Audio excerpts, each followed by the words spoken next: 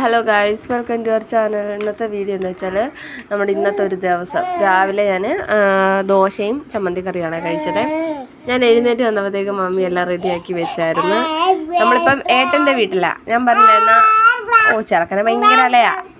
നമ്മൾ ആലുവാങ്കുടിക്ക് പോകാൻ വേണ്ടി വന്നതാണ്.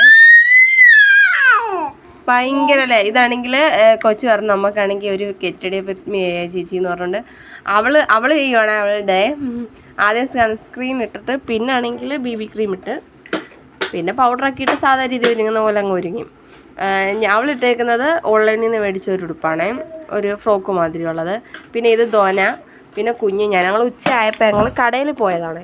ഞാൻ കുഞ്ഞിന് പാമ്പസ് മേടിക്കാനും ധോനയാണെങ്കിൽ അവരുടെ അമ്മ ഇന്ന് കുടുംബശ്രീ അവരുടെ വീട്ടിൽ, അന്നേരം കുടുംബശ്രീക്ക് പാലും ബിസ്ക്കറ്റൊക്കെ മേടിക്കാൻ വേണ്ടി ഇറങ്ങിയതാണ്. ഉച്ചയായപ്പോഴാണ് ഇറങ്ങിയത്. ധോന ഇട്ടേക്കുന്നത് ഒരു ഫ്രോക്കാണ്, പിന്നെ കുഞ്ഞിട്ടേക്കുന്നത് മമ്മി ഇന്നലെ മേടിച്ചുകൊണ്ട് വന്ന ഒരു ഉടുപ്പ്. ഞാൻ പിന്നെ ജീൻസ് ഉടുക്കുന്നുണ്ട് പഴയതുപോലെ. പിന്നെ ആണെങ്കിൽ ഇങ്ങനെ ഇച്ചിരി ദൂരെ ഉണ്ട് യാത്ര, കയറ്റം കയറി ഇറങ്ങിയൊക്കെ പോകണം. ഞങ്ങളാണെങ്കിൽ കാര്യമൊക്കെ പറഞ്ഞ് ഞങ്ങൾ പോവുക. അന്നേരം അവൾ വീഡിയോ എടുക്കുക.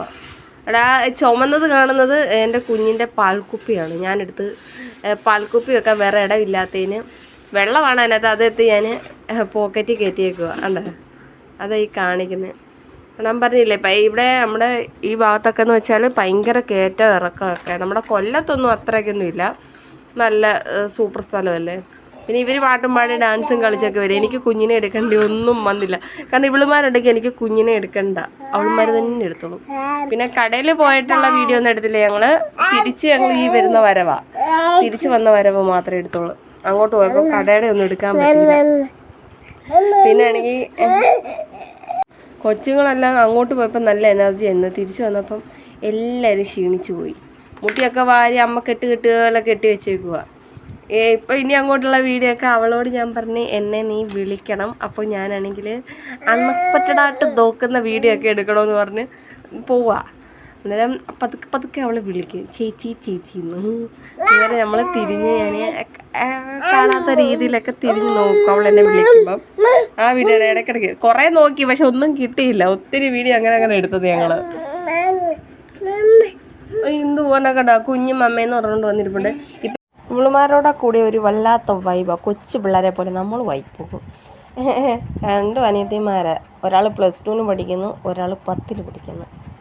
എല്ലാവർക്കും SSLCയും +2 എക്സാമും എല്ലാം തുടങ്ങിയേക്കുമെന്നറിയാം. എല്ലാവരും പരീക്ഷ എഴുതുമോ നല്ല പോലെ.